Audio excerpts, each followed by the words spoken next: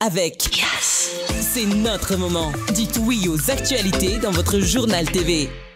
Elmondes mety ho an'ny karazana fiara rehetra ary miantoka ny hatsarany. Elmondes Manolitranao ny vaovao. Vaolina vaovao be. Vaolina manolotra ho anao ny vaovao. Loto ny olanao, vaolina ampiasaina.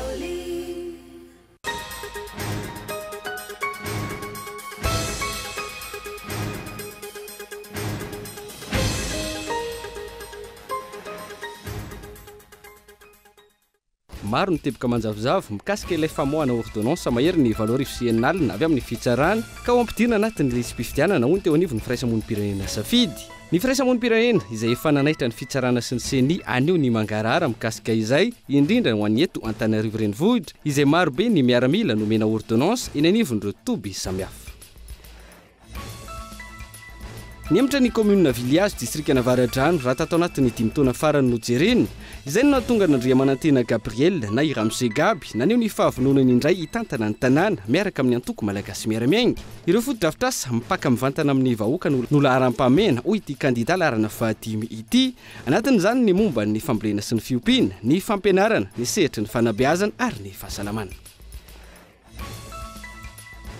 Mampitombo ny vola mivoaka anatin'ny kitapo-bolam-panjakana hatrany ny fitokonana nataon'ireo mpianatra noho ny olana eo amin'ny fandoavana ny vatsim-pianarana. Mila mijery vahaolana manoloana izany ny fanjakana na efa nisy izany vokatra tsara tamin'ilay digitalisation hoy ny teo anivon'ny fitsarana momba ny kaonty. Misedra olana ny service communauté sy ny personnel de santé ao Toliara amin'ny tsy fampiny ny fitaovana hoentina mamaly ny filan'ny ponina manoloana ny ady amin'ny tsimikaretina VIH sida. Anatin'ny fahasairanana araka izany ireo mpiasa amin'izao fotoana ka manaitra ireo tompony andraikitra isany ambaratongany. Maresaka iraisam-pirenena tsy naomby ny fikasana hanongana ny filoha koreana tatsimo. Raha iverenana fanapa-kevitra mahakasika ny teti-bolam-panjakana sy ny loa marshal noraisiny ity filoha ity no tsipahany teo anivon'ny intermera nitarika ny fanonganana azy. Ary avy hatrany ny andindininy mahakasika ireo.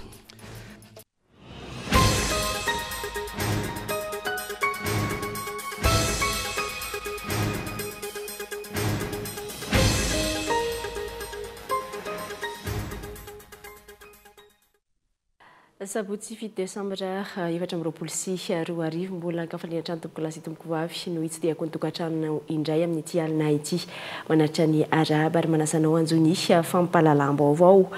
Maro ny teboka manjavozavo makasika ilay famoahana ordonnance mahery ny valeur ofisienalina avy amin'ny fitsarana ka ho ampidirina anaty lisy-pifidianana hoy ny teo anivon'ny safidy.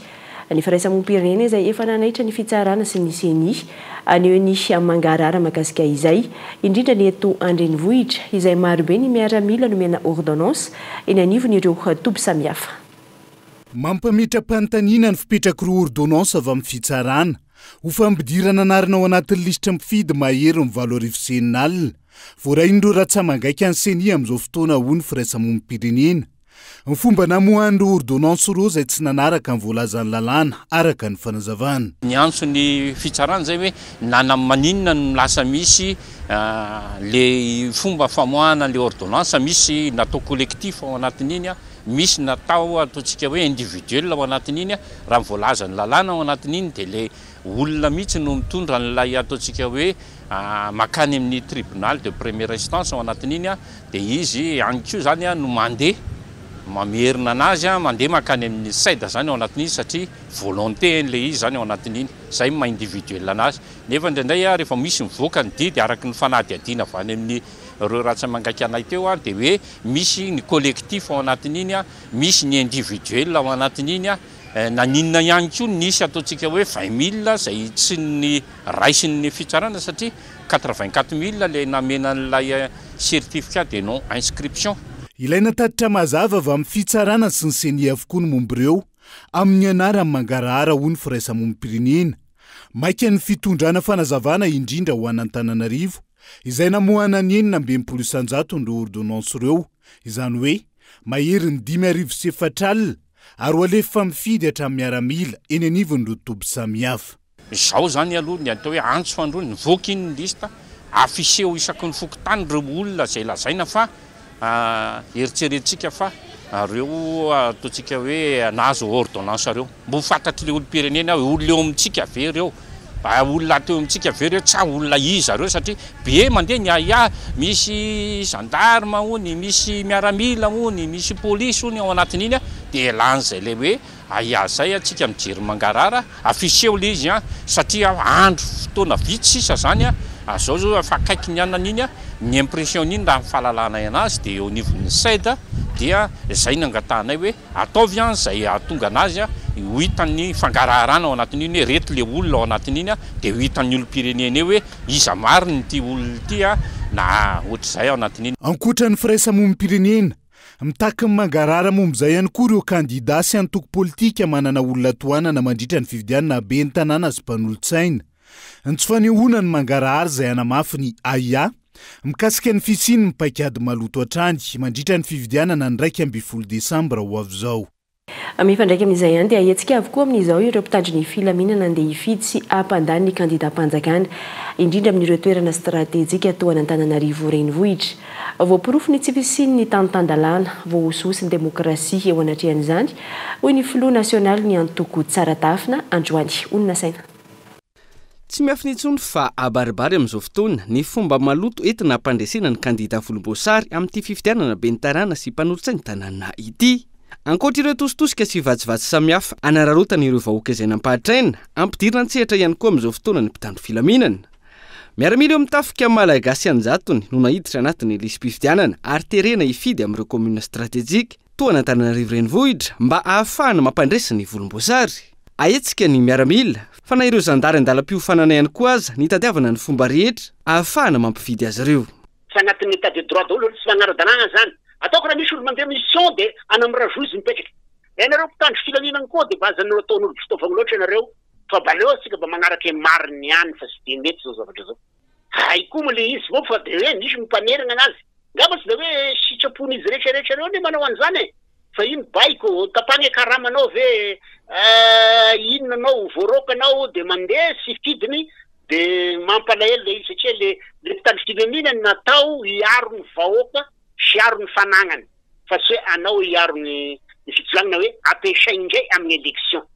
Ampiasaina amin'ny élection dia tena ohatra ka ny hitako hoe tena magnambany le mpitandro filaminana antsika misy zao zavatra misy ohatran'izao. Noketrehana ny volan-dahy ankoatra ny fampiasana hery famoretana amin'ireo rehetra maneho hevitra izao indray asaina manova amin'ny endriny maro samihafa ny safidim-bahoaka. Noketrehana ny mpitandro filaminana fa nanaovana hevin-dratsy ihany koa ny sivily. 50 jours ny nanaovana ny ordonnance zay raha ny jour ouvrable. Raha isika ohatra farana ambany amin'le hoe Tananarivo ataontsika hoe 35 000 na 45 000 mahatratra ana 900 ordonnance par jour zany. 900 zany olo nilatra atao amin'ny CENI naka le attestation de non inscription de 900 zany nilatra tany amin'ny tribunal. Tsy nisy an'izany akory dia hita zany fa zavatra hoe namboarimboarina fotsiny le fahitana anazy. Mba vao daholo ange le taratasy zany dia taratasy ordonnance nisy nataony tany amin'ny tribunal sonia satria niresaka mandeha dia tsisy an'izany akory ony satria le olo sy dia tia mandeha amin'ny tribunal fa zay agnara avana amin'ny fokotanana fotsiny fosika zany moa dia tena ny marina. Ordonnance fosika le izy ake zany raha izany izy zao hoe atao zany hoe spesy laniny kandida mpanjakana dia hoy za hoe maninona hoa raha sasiana élection tsony tie tonga dia tendreo agny zay atao mera. Voalohany amin'ny firenena mantra indrindra maneran-tany fa isan'ny sangany ihany koa amin'ny resaka osoka sy alabato mandritra ny vanim-potom-pifidianana i Madagasikara raha misy ny fanadihadiana iraisam-pirenena raha izay zava-nisy tato anatin'ny enitaona faran'izay no jerena hoy ny teo anivo ny antoko tsara tafina. Izao trangy izao izay mamaliny amin'ny hoe nahoana ny tsy novaliana ny fangatandro ho kandida be ny tanàna ny ahazo ny lisam-pifidianana na efa voarakitra ao anatin'ny lalàna aza. Aika mbola amboarina arak'izay mampety ny volomboasary. Ny CENI ilay voamera mikarakara ny fifidianana lazaina fa mahaleo tena tsy miteny tsy mivolana hatrany na tamin'ireo osoka rehetra tamin'ny fifidianana teo aloha na ity manaraka ity eo anatrehan'izao alabato sy osoka ara-pifidianana manara-penitra. Fa nihemitra ny komina Vilihazo distrika Navaradrano raha ny tao anatin'ny 5 taona farany hojerena izay no nahatonga ny Randriamanantena Gabriel na i Ramse Gaby naneho ny fahavononany indray hitantana ny tanàna miaraka amin'ny antoko malagasy miara-miainga. Ireo foto-dravitra sampaka mivantana amin'ny vahoaka no lahara-pahamehana ho ity kandida laharana fahadimy ity ny momba ny fambolena, ny fiompiana, ny fampianarana sy ny fanabeazana ary ny fahasalamana. Nanao marche arrière izay ny azo ilazana ny zavanisy raha ny asa fampandrosoana teto Viliazo iray amin'ireo komuna mandrafitra ny distrika Navaradrano raha ny tato anatin'ny 10 taona farany nojerena. Miady rery ireo tantsay eo amin'ny CA-Piariny, lasa tsy zarizary ny fampianarana sy ny fotodrafitrasa mifanaraka amin'izay, ambany zavatra ihany koa ny sehatry ny fahasalamana. Teboka telo izay isany hojerena manokana vao azo ny fahefana hoy Randriamanantena Gabriel na i Ramse Gaby, kandida natolotry ny antoko malagasy miara-miainga eto amin'ny komuna ambanivohitra Viliazo. Tsika mba hanatsara izao komuna izao, mba hananatsika ilay komuna matanjaka, mandroso ary manana fiarahamonina miara-mirindra dia mitondra ny vina 5 entina ho tanterahana ao anatin'ny 5 taona izahay.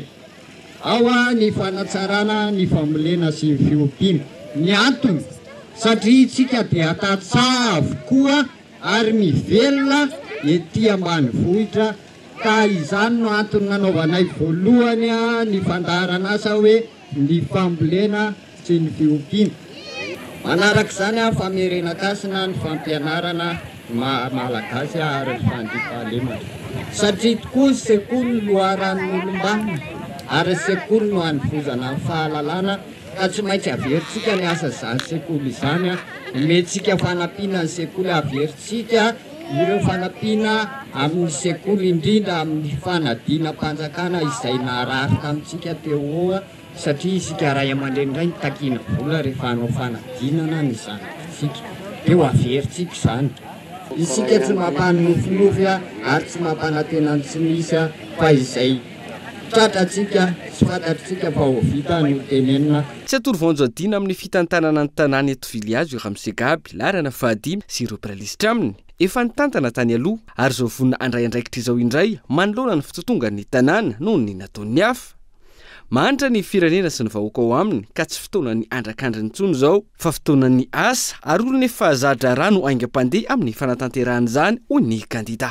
Le izy tena miainga fotony mihitsy satria zava-misy aty izany fambolena sy fiompiana izany eo ihany koa ny famerenan-kasina le fampianarana zay mitsipôzipôzy amin'ny fampianarana amin'izao ka ilaina mihitsy ny fanofanana an'ireny mpanabe ary indrindra ny fanomezana ho an'ny mpanao fanadinana satria ny ankizy dia manitra ny ray aman-dreny ka ilaina mihitsy ny fanampian'ny komina izany.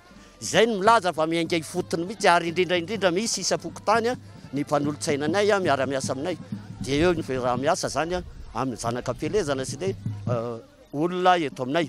Zay no ahafantarana fa sy vinavina fotsiny fa tena matao fotodrafitrasa hoentina manatanteraka ny fampandrosoana na ny fivoarany tanàna eto Viliazo zay hita avy amin'ny tsipozipôzy ankehitriny. Toloran'ny ao amin'ny ao amin'ny bureau de vote an'ity zavatra ity nareo, ohatra n'ity le izy atolorany an'ity aloha nareo dia izao le izy jerena tsara aloha atao ambadika misy siny anankiroa eo. Misy siny anankiroa, raha vao tsisy siny le izy dia tonga dia asa vao siny avy hatrany aloha hoe ty tsy mety. Raha vao tsisy siny mantsy io dia mata le vato. Raisitsika amin'izay le izy rehefa misy an'le siny dia eto amin'ny farany ambany aty le numéro 5, izy farany ambany indrindra ao. Farany ambany eo numéro 5 dia asitsika X atao anatin'le fotsifotsy ato. Mazava teto fa ny vahoaka no fanjakana, ka izay lanym-bahoaka mahazo ny maro anisa no afaka mitondra ny fampandrosoana fa tsy misy izany kandida mpanjakana izany. Notsipihy ny filoha nasionaly ny antoko malagasy miara-miainga Ajo Andriana Narvelo izay nanolotra sy manohana ny kandida larana 5 eto amin'ny komuna Viliazo fa ampy izay ny tsindry sy ny teritery atao amin'ireo mpiasa-mpanjakana isan'ambaratongany mandritra ny fotoam-pifidianana. Ampy izay ny osika sy ny alabato aleo ivoaka ny safidiny maro anisa amin'ity fifidianana manakaiky vahoaka ity. Dia be niainga teny amin'ny Senam 67 hectares hatreny Ampefiloha androany no nentin'ny kandidata Ina Razafinjoelina Nana Maria na ny famaraparana na ny andro ny fampelezan-kevitra mialoha ny fifidianana ben'ny tanàna sy mpanolotsain'ny tanàna. Tonga maro ireo mpanohana sy ireo vahoaka resy lahatra amin'ny fanovana entiny ity kandida larana faharoa ity anavotana n'Antananarivo. 10 andro mialohan'ny atrehana ny fifidianana ben'ny tanàna sy ny mpanolotsaina nanatanteraka dia be niainga teny amin'ny Senam sy Ampefiloha tamin'ity androany ity ny kandidata Ina Razafinjoelina sy ireo mpiaradia aminy resy lahatra amin'ny vina sy amin'ny fampandrosoana hoentin'ny kandida larana faharoa ny vahoaka n'Antananarivo izay tonga nanotrana ity fampelezan-kevitra amin'izao akatoko ny fifidianana ity. fotoana ny fanovana izao ny kandidata Ina Razafinjoelina ka samy mandray andraikitra amin'ny hoavin'ny taranakitsika ka tsy antehitra amin'ny kitolotolotra sy ny fizarana vary etsy sy aroa. Dia mbola tsy menatra foana ny sasany manambaka olona mitiky varivary zaray sanatraviny izany ohatrany akoho isika mianakavy mena fotsim-bary dia manantony tsy maninona raiso ny vary fa mahalala mifidy fa ino ny antony nampahantranatsika mataona maro zay rehefa marary zanatsika fa maloto ny kanal dia jereo le t-shirt hoe inona ny azony natao amin'ny zanatsika jereo le koveta tsy alenareo fa adiovana ny atao ho an'ny taranatsika sy ho an'ny havatsika rehetrarehetra zay le tenene mahaiza mijery ny vahaolana maharitra asa no ilainareo fa nareo tsy voahozina akory ka angataka lafy zao meo varikely meo akanjo hoe zay ny nanandevozana atsika hatramin'izay sakafo masotsika asa no ilainanareo dia asa nomenanareo. Nanamafy ny kandidata Ina Razafinjoelina nandritra ny fandraisam-pitenenany fa tsy ilaina ny fiara veohity fampiasany be ny tanàna raha laniny ny tenany ho amidy io fiara io ka nampiana ny vahoaka amin'ny alalany asa maharitra ho an'Antananarivo. Telo volana nomenareo telo volana dia mazava daholo ny elakelatran'Antananarivo satria ho amidy koa le 4x4 be ny tanàna ao manana veohity be ny tanàna ao ho amidy tsika io. Tsika tsy mangataka 4x4 ne tsika zay 4x4 ao no amidy satria tsika efa manana ne tsika ampy atsika ne tsika manokana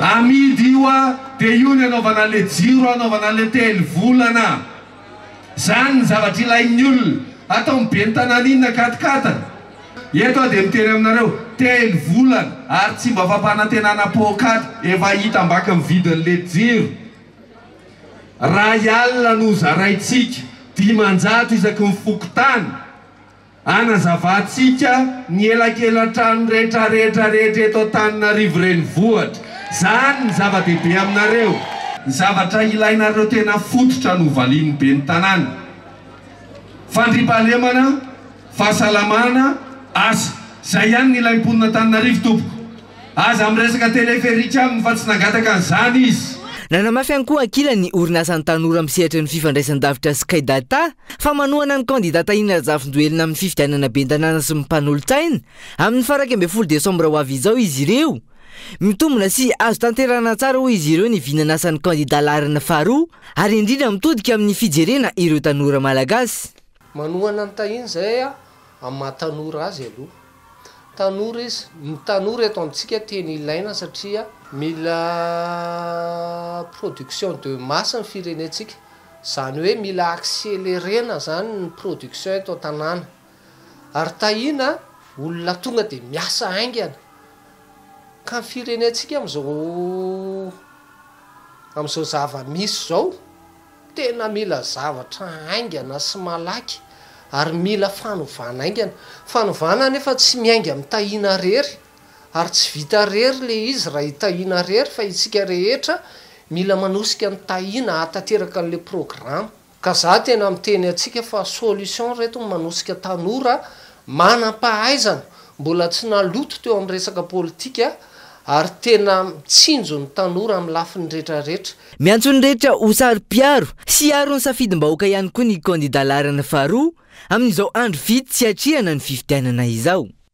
Izany mahakasika ny fifidianana be ny tanàna fa mampitombo ny volan'ny mivoaka ao anatin'ny kitapom-bolam-panjakana hatrandry ny fitokonana nataon'ireo mpianatra noho ny olana amin'ny fandoavana ny vatsim-pianarana. Mila jerena vahaolana manoloana izany ny fanjakana na efa misy vokany tsara aza ny digitalisation ho ny teo anivo ny fitsarana momba ny compte ny lakana F100. Mbola maro ny lesika hitaka mila atsaraina amin'ny fanaovana ny digitalisation ny vatsim-pianarana araka ny tatitra nataony teo anivo ny fitsarana momba ny compte ny farany herinandro lasa teo efa hita ny vokatsoa fa entsiny digitalisation amin'ny kitapo-bolam-panjakana saingy mbola misy hatrany ny lesika mila jerena raha ny fanazavana hatrany. Tsy ny kely fotsiny efa satana amin'ny digitalisation teo dia hitantsika fa mbola misy ireo tokony fanatsarana entina ao anatin'le système anatin'le base zany satria mbola nahitana zany zao ohatra hoe karapanondro miverina verimberina ho an'ny mpianatra mbola hita ihany ko le mpianatra voasoratra ara-dalàna nefa tsy mandray vatsim-pianarana misy ndray koa voasoratra mazay vatsim-pianarana fa tsy mandray équipement misy ihany koa nefany a le tena herina fa somary nanahirana kely zany de hitanareo fa misy ny isan'ny mpianatra zay voasoratra anarana reo tsy mitovy ny isan'ny mpianatra zay mandray vatsim-pianarana reo rehetrarehetra eo zany ny verina fa tokony atsaraina ary isorana be dehibe ho ministry ny poste tonga teo de verina fa anatsaran'izay izy ary efa vonina izy nitondra fanatsarana satria ilainy firenena ilainy fanjakana mba entina anatsarana amin'ny fitantanana ny volam-panjakana izany rehetra izany. Misy hatrany isan'ny taona ny fitokonana ataon'ny mpianatra mahakasika ny vatsim-pianarana noho ny olana eo amin'ny fandoavana izany. Mila jerena raiky izany ny olana manodidina tsy hitombony ny vola iala amin'ny fanjakana indray. Tety volam-panjakana mihitsy isa-taona ary hitanareo tsara fa io vatsim-pianarana io dia misy olana foana zany ny fizaranana io ary miteraka reny karazana fihetsiketsena maro samihafa reny ary mandany every mandany reny ressources zay efa kely ho amin'ny fanjakana ny fandaminana izany fihetsiketsena maro samihafa izany. Ny zavatra tokony tenena mikasika ny vatsim-pianarana dia izao ny taorian'ny digitalisation na ny fampiasana n'ireo fomba fitantanana manaraka ny numerika zany ny fitantanana vatsim-pianarana dia nahitana zany tombontsoa ho an'ny volam-panjakana. Zay ivona ny farany herinandro lasa teo no nanatanteraka tatitra mahakasika ny fampiasana ny volam-panjakana ny taona 2024 ny fitsarana momba ny kaonty teboka maro izay misy fiatraikan'ny mivantana amin'ny fiainan'ny mponina no hita fa tsy mandeha araka ny tokony ho izy ka nanaovan'izy ireo antso hitadiavan'ny mpitondra vahaolana. Isan'ny vetivety eo anaty dokam-barotra foy isika.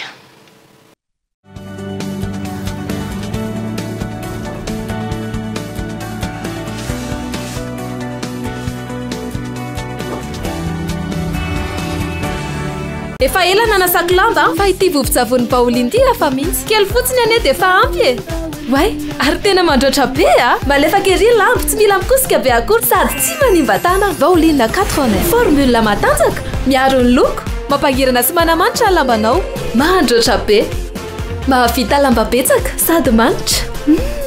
Vaolina anitra vaovao floral sy exotique afaka nadiovana fitaovana fa ihany koa toy ny fiara fitaratra lovia atrikaro. Vaolina vaovao be floral exotique lavande original loto ny olanao vaolina ampiasaina. Taraiky le mail avec AP TITIS connexion TITAS Denise Moussa Tadilov Mireille. Le bêtise en nouvelle recherche. Msutran V1 Chundre. Suk Femarian San. Pi puissance S moins 1 fois sinus de pi. Mila me télécharge fiche fa trop be ty miaro torty. Ndry fa le resource ary rehefa ho teneko hoe apiditra fibrine. Fibrine tolotra vava be any telma 49 000 ariary fotsiny dia efa manana fibre optique ao an-trano sady maimaim-poana ny équipement sy ny installation 49 000 ariary oa tonga mba haingana eny amin'ny telma shop akaiky anao.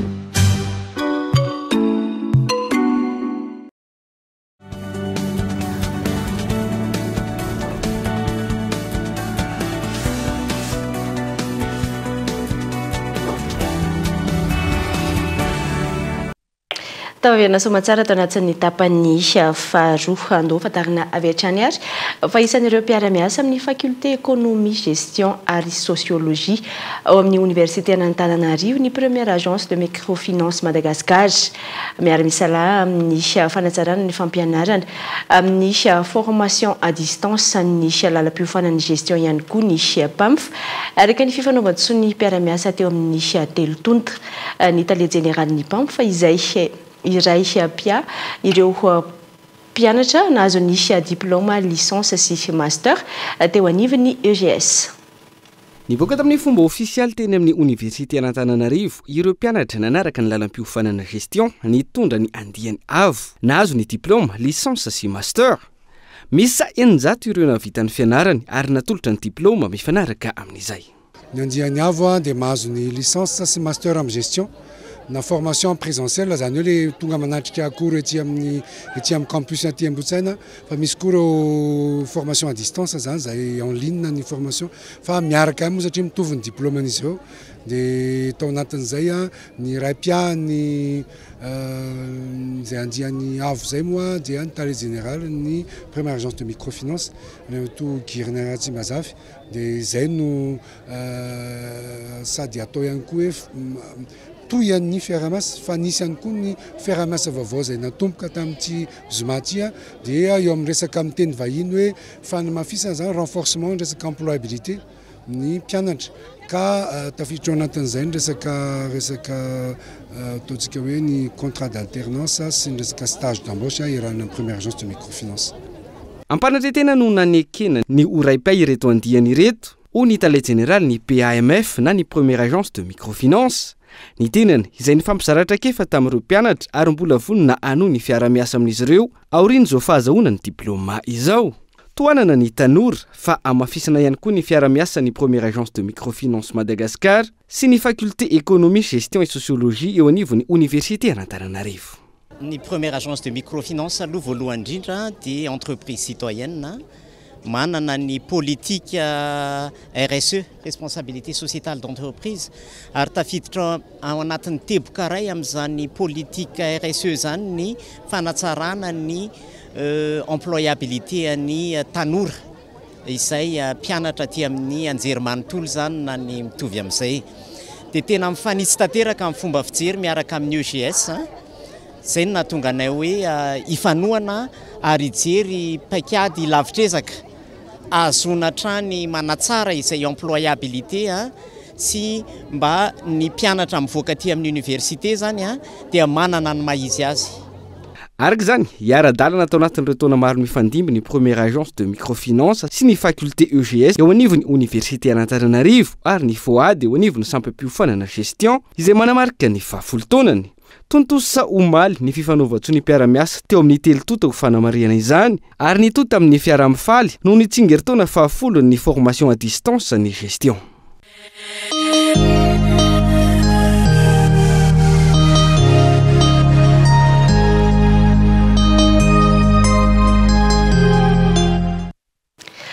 Ny Toliara dia misedra olana ny service communauté sy ny personnel de santé ao Toliara amin'ny tsy fampiny fitaovana hoentina mamatsy ny filan'ny mponina amin'ny ady amin'ny tsimokaretina VIH sida. Anatin'ny fahasahiranana araka izany ireo mpiasa amin'izao fotoana ka manaitra ireo tompona andraikitra isan'ambaratongany Espérant Thomarsonette Kolo Toliara. Manaitra ny tompona andraikitra ny avy eo amin'ny CKV amin'ny tsy fahampian'ny fitaovana izay anisan'ny sakana amin'ny ady atao amin'ny tsimokaretina VIH sida. Ny zavatra nisy ny alerte izay potreto moa zany dia efa fahadimin'ny alerte natao kanefa dia mbola misy ihany zany dia olana izay atao hoe persiste foana mandrakity ny androanina dia misy ihany ara ny amélioration izay misy dia tafiditra ao anatin'izany ny service communautaire sy service de santé misy fitaovana iasan'izy ireo no anisan'ny sakana. Rehefa tsy misy ny fitaovana nefa dia mazava ho azy zany amin'izay fotoana izay fa tsy afaka mamaly ny filàna amin'ny tolotra ara-pahasalamana izay andrasana ho an'ny ireo olona ireo moa zany izahay dia izay hoe tompoko no ataona ifanairana nandritra ny ditetika azy ity hoe atsarao foana ny fisitrahan'ireo population ireo amin'izay tolotra ara-pahasalamana izay amin'ny alalan'ny fisian'ny fitaovana tafiditra ao anatin'izany ny fitaovana fiarovana ny fimailo ary ny fitaovana fitsindromana ho an'ny mpampiasa zava-mahadomelina amin'ny alalan'ny tsindrona ny fisian'ny fitiliana ihany koa satria izay no tena atao hoe faravarana voalohany entina hiatrehana ny ady amin'ny VIH ny fitiliana ahafana hikaroka ireo olona mitondra ny tsimokaretina ka tonga azy ireo azo mitolotra continuum de soins ara-pahasalamana izay tokony hosana zazy. Faharoa manarak'izay ihany koa dia ny fahasiany ny fanafody tsy ho tapaka ihany koa an'ireo olona efa hita fa marary ary ny farany ihany koa mba hisian'ny fitiliana izay hoe charge virale ho azy ireo mba ahafana mahita ihany koa hoe efa ahafana manaraka ny toe-pahasalamany mba tonga azy ireo tsy hamindra ny intsony na dia mitondra ny tsimokaretina nandritra ny enim-bolana raha ny tarehimarika azony isika avy dia miisa 8 sy 500 ny olona natao fitiliana ka ny 12 amin'ireo no voamarina fa mitondra ny tsy mikaretina. Raha atao hoe zavatra vitany tetika asa sika vy tamin'ny période 5 iny amafisiko tsara ny vitany tetika asa sika vy fa tsy ny situation eto Toliara akory dia 1588 ireo olona natao fitiliana ary 12 amin'ireo no nahitana cas positif tao anatin'ny volana teo zany izay nanomboka tamin'ny volana mars ka hatramin'ny volana septembre. Araka izany dia manentana ny isam-batan'olona hiaro-tena hisorohana ny tsy mikaretina, manentana ihany koa ireo voa mba hanaraka ny toromarika omeny mpitsabo ary manamafy ny fanairana amin'ireo tompon'andraikitra amin'ny fijerena ny fitaovana edina amin'ny tsy mikaretina VIH/SIDA. Vondrona créateur de contenu fantadaza indrindra ty Afrika indray no hiary asa amin'ny ONTM na ny office pirenena momba ny fizahan-tany ampafantatra bebe kokoa ny destination Madagascar eo amin'ny sehatra iraisam-pirenena ankehitriny. Izany akantony firenena amin'ny lalam-pirenena fahafito iny izy ireo ny 9 hatramin'ny 24 Desambra ary amoaka horonan-tsary fohy izay ho aparitaka amin'ny tambazotra tserasera izay efa misy ireo mpanaraka azy ireo manokana. Fanampanazavana. Safidinana manokana moa zany ny lalam-pirenena fahafito satria araka ny fahafantarantsika mizapara ny nosy be dia tena mahasarika mpizahatany ny lalam-pirenena fahafito iny noho izany tsidika sy hijanona amina toerana maromaro zareo moa zany dia zareo mihitsy no hitondra fiara sy tsidika an'ireo toeran'ireo fa manaraka fotsiny ny office national ny tourisme andeha zareo andeha ny Atsirabe Morondava iny dia afa ny Morondava zareo andalo anambosotra Fianaratsoa ka hatrany amin'ny Tuleara zany no hiafarany zareo. Araka ny tenen'ny Christian moa zany avy amin'ny ORSDIS teo eo amin'ny 5 tapitrisa eo ny olona mpanaraka an'zareo au niveau ny réseaux sociaux na au niveau ny tranokala amin'ny akapobeany dia lazainy teo ihany koa hoe ny taux d'engagement amina resaka réseaux sociaux ohatr'izao 1 ou 2% matetika mihoatra an'izay zany ny endry-zareo dia manatentsika fa azo an'izay engagement zay zany par rapport amin'ireo 5 tapitrisa izay manaraka an'zareo. Famarimpakasitrahana sy lela vola no natolotry ny orinasa stage ireo mpilalao sy mpanazatra ny Ankoay izay voahositra ho tompon-daka ny Afrika tamin'ny basketball FIBA 33 ny fankasitrahana azy ireo izay tamin'ny ezaka rehetra natao ny orinasa stage izay isan'ny nanohana ireo mpilalao ny fifaninanana iny. Fanampanazavana.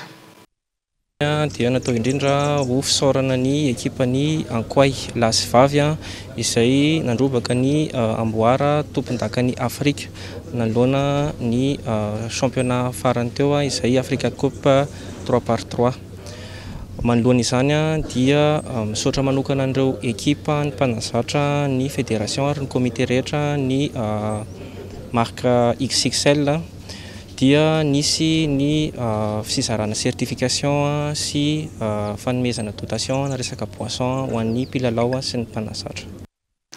Ny tombisa indray ny ambassadeur ny asa Madagasikara manerana ny nosy amin'izao fotoana izao ny mpanakanto César no nampifatarina tamin'ny fomba ofisialy fa ho isan'ny ambassadeur vaovao tanjona ny hanamafisana ny fiara-miasa ny asa Madagasikara amin'ireo mpanakanto malagasy. Napetraka tamin'ny fomba ofisialy ho isan'ireo ambassadeur ny asa Madagasikara androany ny mpanakanto César. Ny tanora no avy ny firenena ary manana andraikitra amin'ny fampandrosoana amin'ny firenena izy ireo, indrindra ireo mpanakanto malagasy. Antony nametrahana ity mpanakanto ity ho isan'ny fianakaviam-ben'ny asa Madagasikara raha ny fanazavana. Ny tanora no avy ny firenena ary manana talenta sy andraikitra maro ny tanora. Ka asa Madagasikara izany dia mpisehatra anatin'ny fiseraserana sy fifandraisan-davitra ary mametraka ny tanora eo afovoan'ny ilazantsika anazy hoe fifandraisan-serana na ny interaction rehetra. Ataontsika hoe ambassadeur dia olona misolo tena an'ilay orinasa satria izahay tsy afaka eto izahay fa mba ahitan'ny olona mivaingana mireprésenter ataontsika izay zany hoe misolo tena misolo vava misolo toerana any orinasa izay angamba. Tafaray araka izany ny tany dodokanga eo amin'ny mpanakanto César sy ny asa Madagasikara tombony goavana no azo amin'ny alalan'ity fametrahana ho isan'ny ambasador ity ho kosa ny mpanakanto César. Voalohany aloha zany mahafinaritra le fiarah-miasa amin'ny mahafinaritra sady le fiarah-miasa amin'ny asa satria manamora ny fiainako izy amin'ny lafiny serasera amin'ny fiainako andavanandro dia ny tena objectif-nay zany amin'le izy hanampy hoe ilaitsika le iasy ary teo foana depuis izay hatrizay ka hatrizao ary mbola tsy reraka anatsara ny fiainasika agnamora ny fiainasika amin'le lafiny serasera zany. Tsy ivony niova ho iasy avokoa ny tambazotra fifandraisan-davitra ny Telma manerana any Afrika. I César araka izany no mpanakanto voalohany ny santana ny maha ambasador ny iasy Madagasikara azy. Atrendray tompoko lasy tompoko vavy ny fiarahantsika tamin'ity alina ity isogana feny anao nanjoetra amin'ny farany fitianokolona ny mitondra ny fampalalambavao amin'ny rampitso ny tena kosa metraka ny mandra-piona indray veloma tompoko.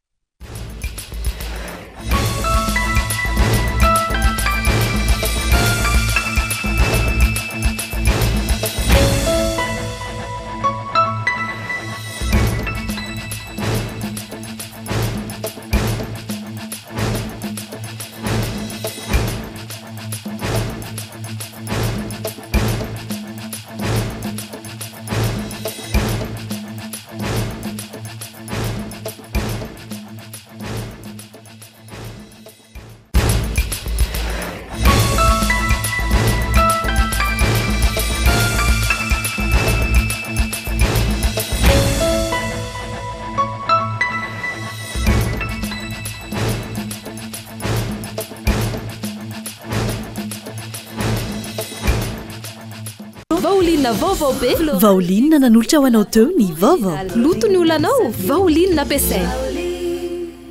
El Mondes mety ho an'ny karazana fiara rehetra ary miantoka ny hatsarany. El Mondes il a présenté ny vaovao. Avec Yes, c'est notre moment. Dites oui aux actualités dans votre journal TV.